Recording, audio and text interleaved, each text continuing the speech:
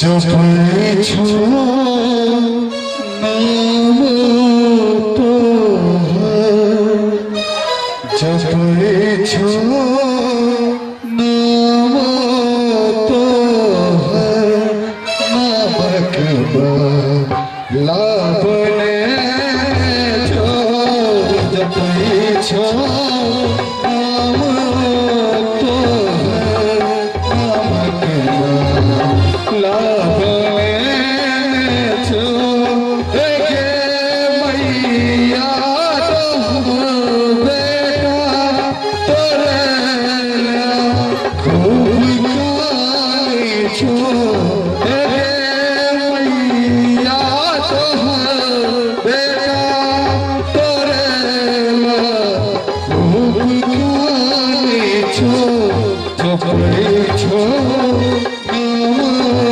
तोहर जपै छो नाम तोहर लाबने छो जपै छो नाम तोहर नामक लाबने छो। कुछ और चला हम माँ शारदा के कुछ दिल से गाते हैं।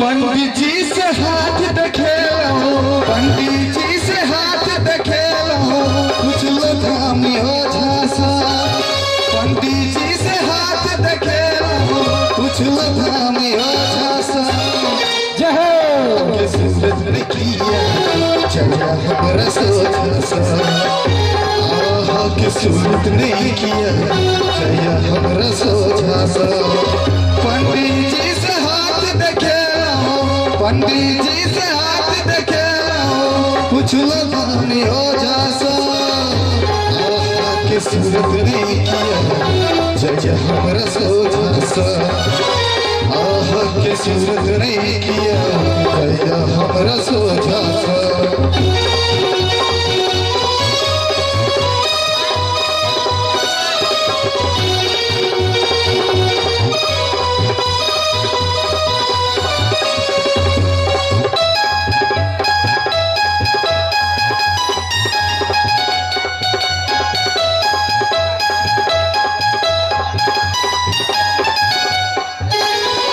डॉक्टर से पूछली कहलक रोग के भारी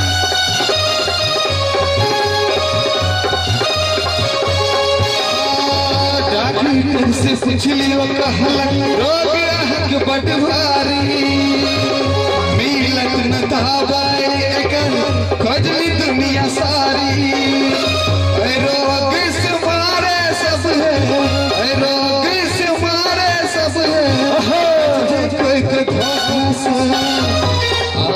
के सूरत नहीं किया जय हमारा सोचा आहा के सूरत नहीं किया जय हमारा सोचा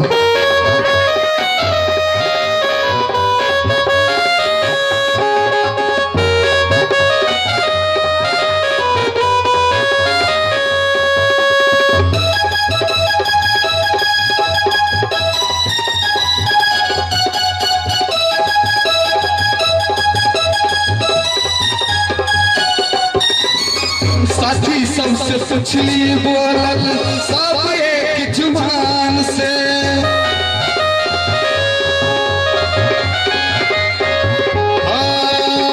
साथी सबसे पूछली कहलक सब एक जुबान से प्यार के रोग की समझो दर्शन हो भगवान से रोग से मारे सब है रोग से मारे सब है तुझे कोई धोखा से के सूरत में किया जया हमरा सोचा सा के सूरत में किया जया हमरा सोचा सा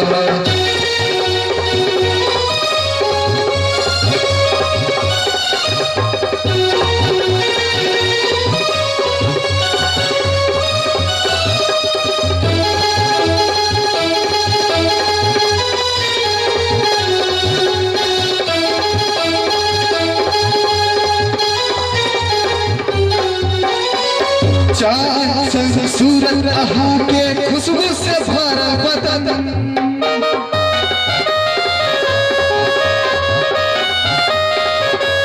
ओ चांद से सूरत रहा के खुशबू से भरा बदन टकरा के हमरा दिल से प्यार के एक चमन कह तू अंगरा प्यार यहाँ से कह तू अंगरा प्यार यहाँ से में मौका सा आहा के सूरत में किया जया हमरा सोचा सा आहा के सूरत में किया जया हमरा सोचा सा आहा के सूरत में किया जया हमरा सोचा सा आहा के सूरत में किया जया हमरा सोचा सा एक बेर बउआ के लेल बच्चा बूढ़ा नैना भोटका संग जते हमर गुरुवर छी आदरणीय सब काले फेर जोरदार ताली दियो माता स्वर्ग सा सुंदर मिथिला धाम मांडन आछि राजा जनक गाम स्वर्ग सा सुंदर मिथिला धाम मांडन आछि राजा जनक गाम बनल महादेव विद्यापति के गाम स्वर्ग सा सुंदर मिथिला धाम मांडन आया छी राजा जनक गाम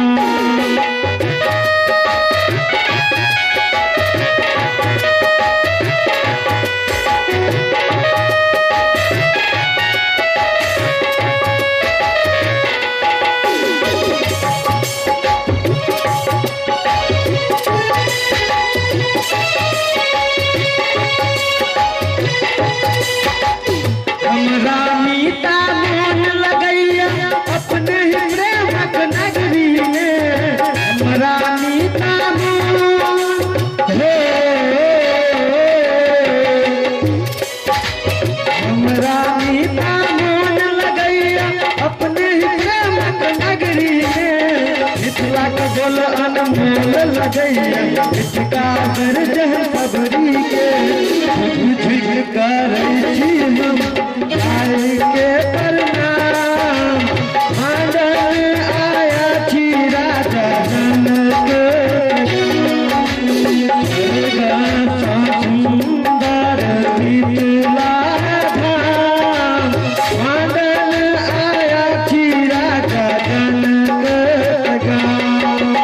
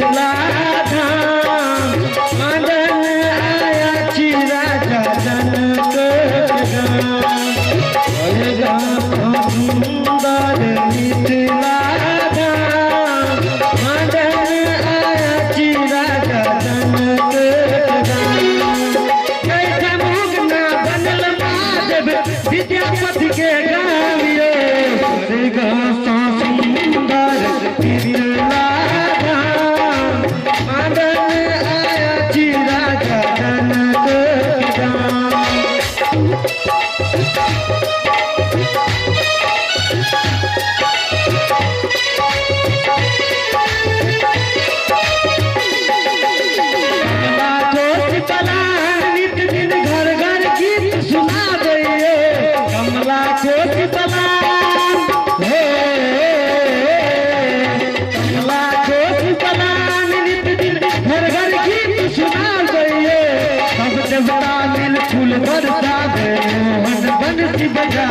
सब देवता मिल फूल बरसावे मोहन बंसी बजावे सीता बहिन छठ पाहुन राम मदन आया जी राजा जनक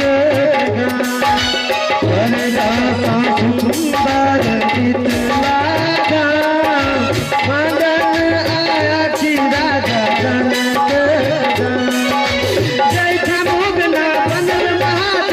विद्यापति के गावियो स्वर्ग सा सुंदर शीतला धाम मदन आया जी राजा जनक मदन आया जी राजा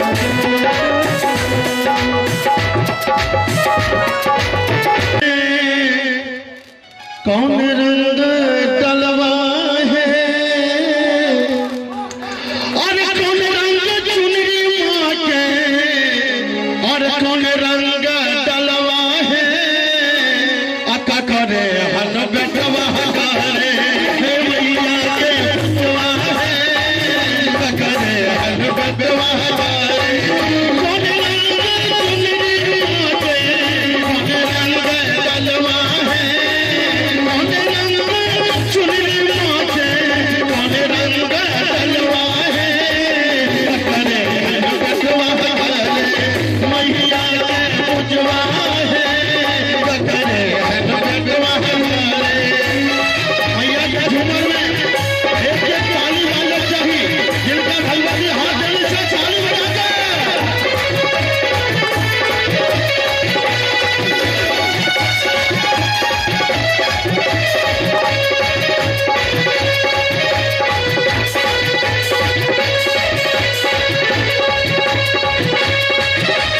हे हे लाल राज चुनरी माते सब रंग डलवा है लाल राज चुनरी माते सब रंग डलवा है भगता के बेटवा करे भगता के बेटिया करे मैया के पूजवा है भगता के बेटिया करे मैया के पूजवा है भगता के बेटिया करे कियोली मैया हमर माँ के भरिला वही कलशा है कियोली मैया हमर माँ के भरिला वही कलशा है पकड़े हन बेटिया है अरहुल के बलवा है पकड़े हन बेटिया है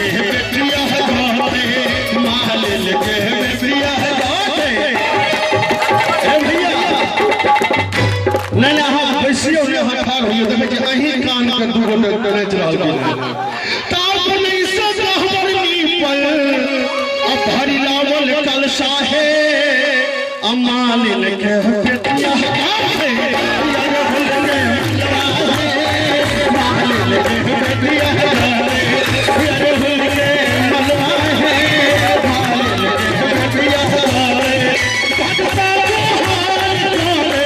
कुठली मारैया है भटका कुठली मारैया है चमका माई के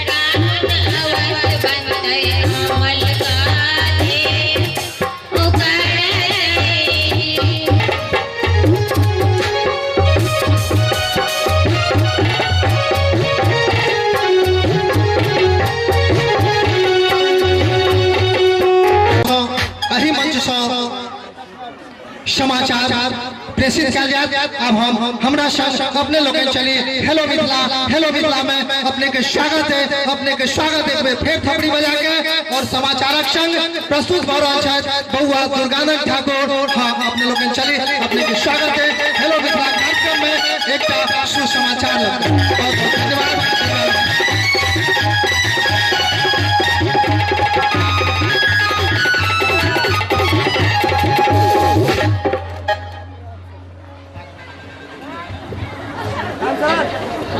नमस्कार। ई आकाशवाणी के भ्रष्टाचार पूरे आप अपने सब महामहो पुष्टि राज सब अद्भुत समाचार सुनिए।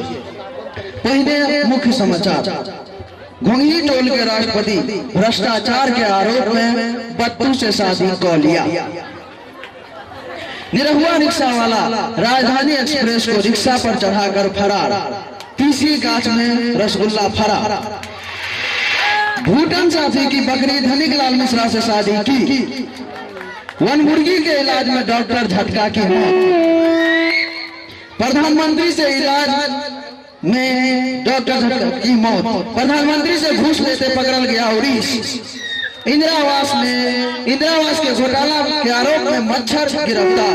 टीजीएस स्पेक्ट्रम घोटाला में फिर चाहा कि महिला मुख्यमंत्री श्रीमती बकरी देवी का ऊंट के साथ चुनाव।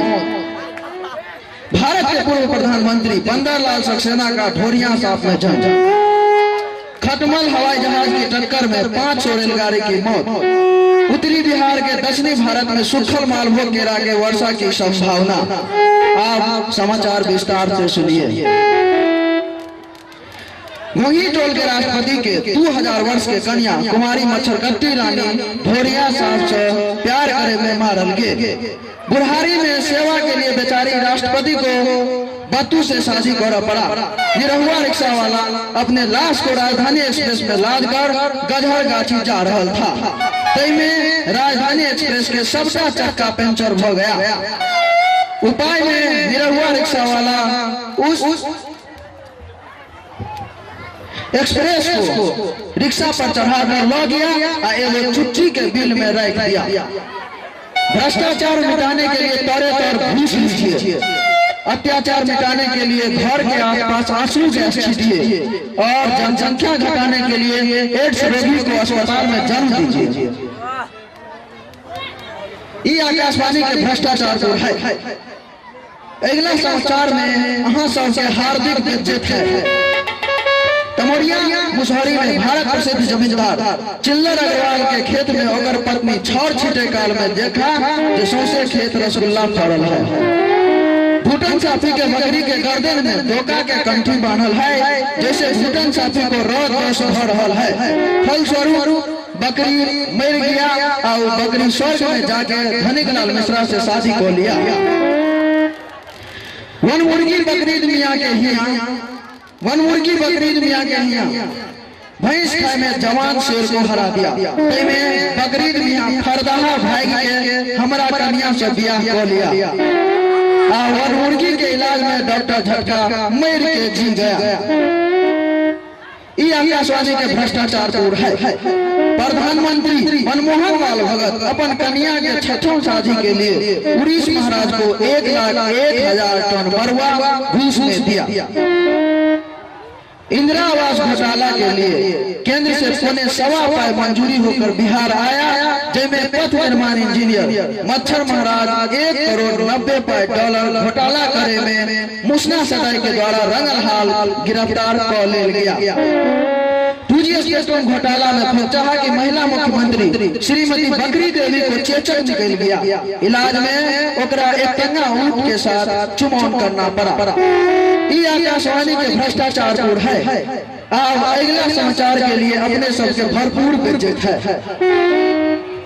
भारत के पूर्व प्रधानमंत्री बंदरलाल सक्सेना मछली हेचरी में मलभोगिया नामक बैंक से प्यार कर रहा था।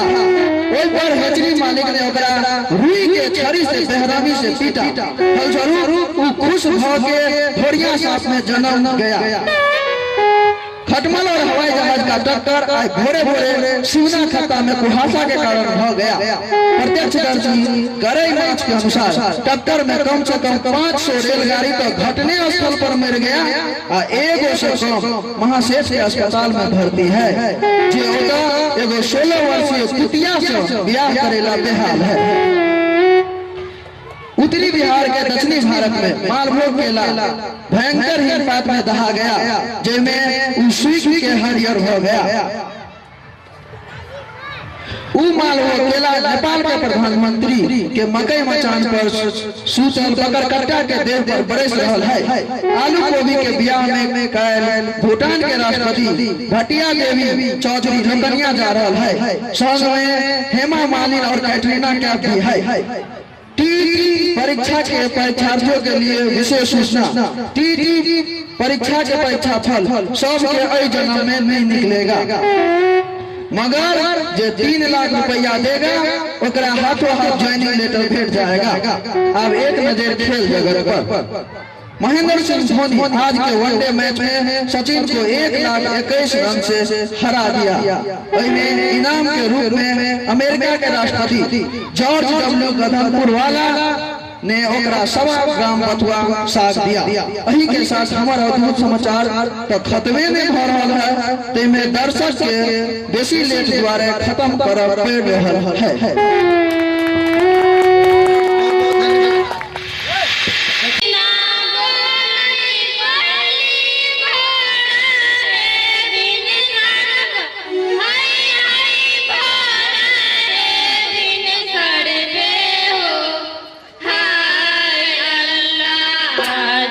कोई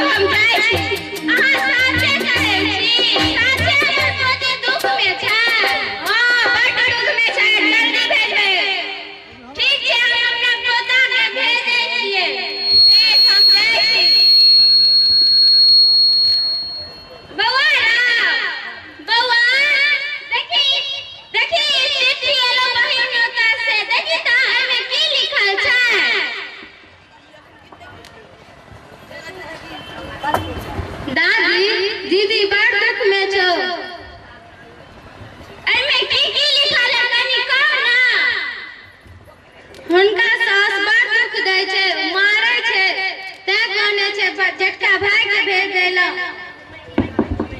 तू जल्दी जाही आ एगो भरिया के लऽ ले, जल्दी जाही, बहिन केना हेतौ केना ने, ओकर सास बड़ नाटिन छै। ठीक छै त हम अखने जाइ छी, जाओ, खुशी रहू।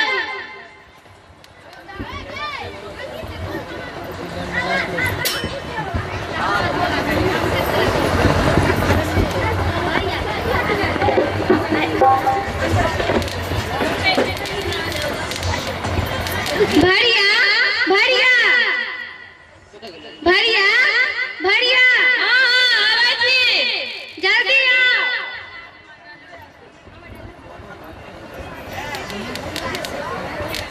की बात? हमरा घर की बहिन, हमरा बहिन लग जेबाक अछि, अहाँ झाड़ू बहार लऽ के चलू। ठीक छै, चलू।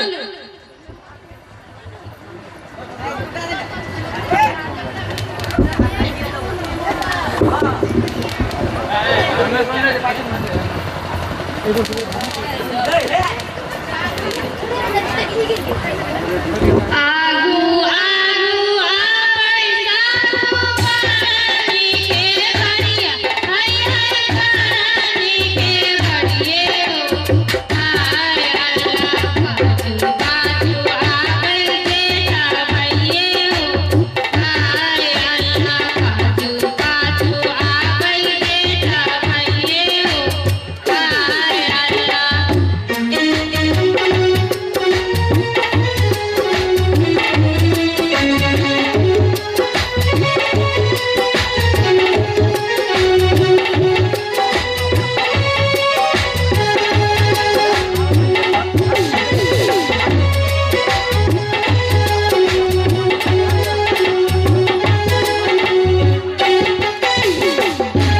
पानी देबै सासु पानी के भरिया, हाय हाय पानी के भरिये हो, हाय अल्लाह किया पानी देबै जेठा भइये हो, हाय अल्लाह।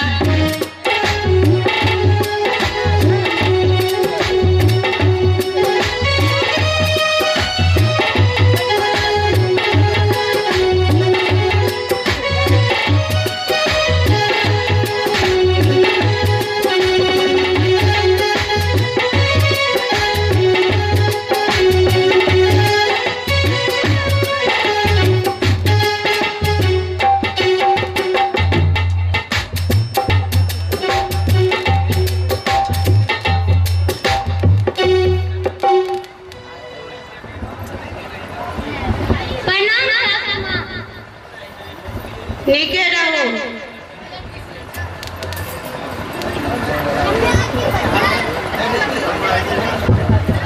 पार्वती भवा। बौआ एहि पर बैसू।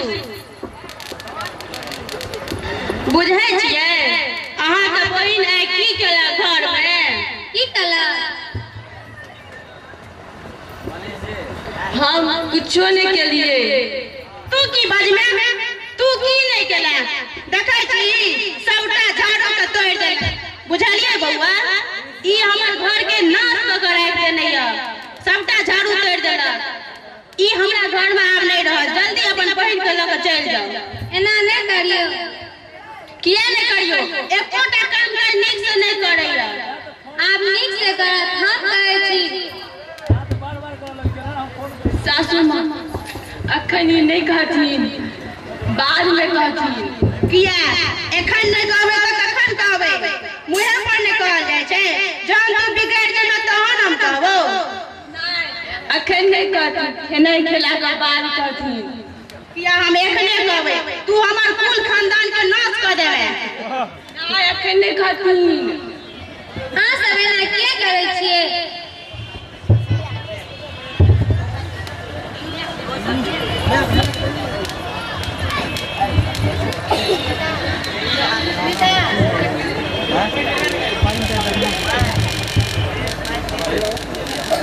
किए पानी देबै सासु पानी के भरी, हाय हाय पानी के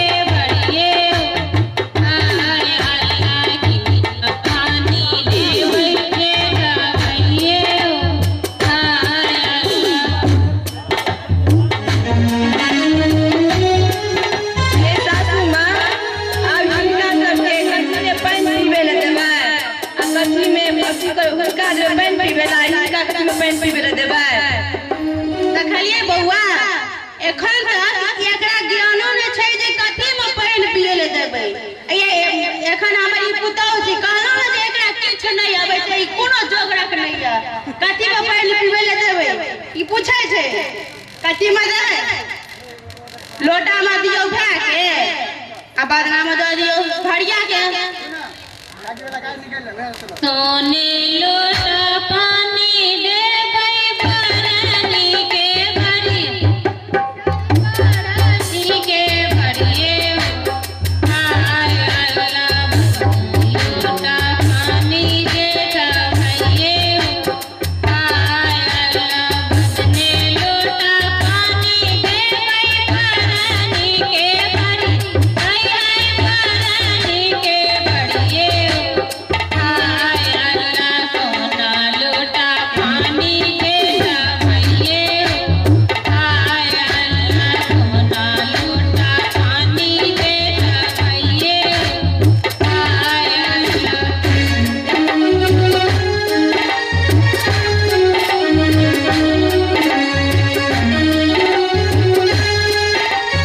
सासू माँ अब ई सब पानी अब हिनका सबके कथी खाय ले देबै कथी खाय ले देबै भरिया के आ कथी जेठ भाई के खुआ होटल दियो भाई के आ चूड़ा दही भरिया के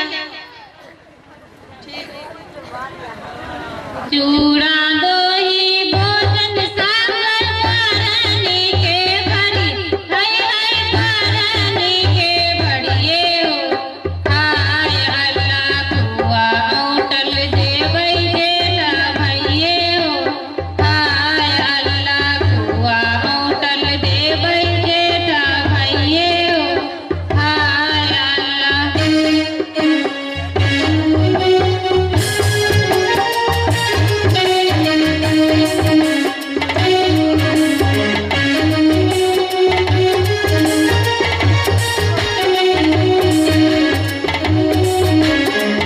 अरे बिरुआ हां इसे खा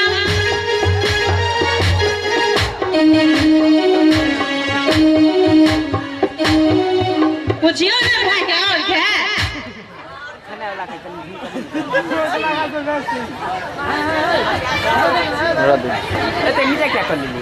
भाग गेल क्या हाथ धो लिया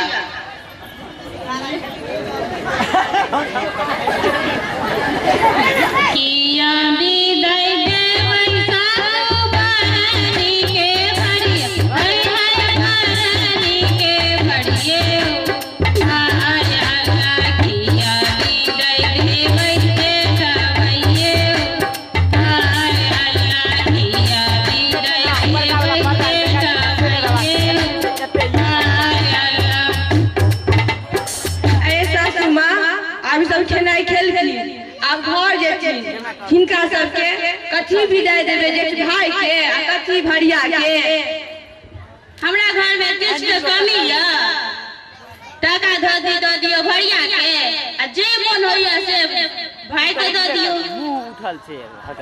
ठीक छै तो भाई के हम छोटकी ने दऽ दै छियै आ टाका धोती दै छियै भरिया के ठीक ना दऽ दियो टाका धोती बिगड़ सासू भरनी के भरी हाय भरनी के भरिए हाय अल्लाह भगीना नदिया जेठा भइए हाय अल्लाह छोटा गीना नदिया जेठा भइए जोरदार ताली से स्वागत करते हैं। जब तक शीतल विदाई समारोह हो रहा है, कत्ते का बिरयानी